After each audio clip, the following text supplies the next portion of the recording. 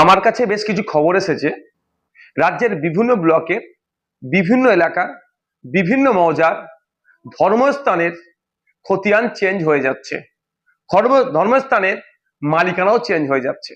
যেমন মন্দির, মসজিদ, ঈদগাহ, কবরস্থান, শ্মশান, গুরুদুয়ারা, চার্চ, যারা আছেন, যারা দেখভাল করেন, তাদের উদ্দেশ্যে আমি বলবো এগুলোর একটু সার্চ করে দেখে নিন, সার্চিং করে দেখে নিন যে মন্দিরের জায়গাটা ঠিকঠাক আছে না, 1 নম্বর খতিয়ানে চলে গেছে।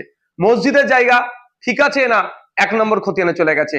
ঠিক একইভাবে শ্মশান, কবরস্থান, গুরুদুয়ারা, চার্চের যেগুলো জায়গাতে আছে এগুলো একটু লক্ষ্য রাখুন।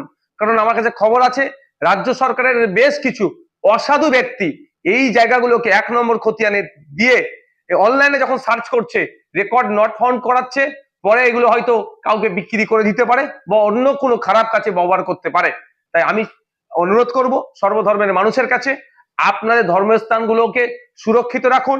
আপনাদের ধর্মস্থানের কাগজগুলোকে একবার ভেরিফাই করে নিন। যদি দেখেন যে এই কাগজে অর্থাৎ আপনার মাদ্রাসা, মসজিদ, কবরস্থান, ঈদগাহ, শ্মশান, আপনার মন্দির, গুরুদুয়ারা বা যে কোনো জাহের থান, যে কোনো জায়গা হোক না কেন, যদি দেখেন যে 1 নম্বর খতিয়ানে চলে গিয়েছে বা রেকর্ড নট ফাউন্ড দেখাচ্ছে, সাথে সাথে আপনার ব্লকের বিএলআর অফিসে যাবেন, গিয়ে একটা মিসকেস করবেন বা যেটাকে অভিযোগ বলে, একটা অভিযোগ দায়ের করবেন, তার রিসিভ রাখবেন যে এটা ভুল হয়েছে, রেকর্ডটাকে সংশোধন করানো হোক। এই কাজটা ইমিডিয়েট করুন।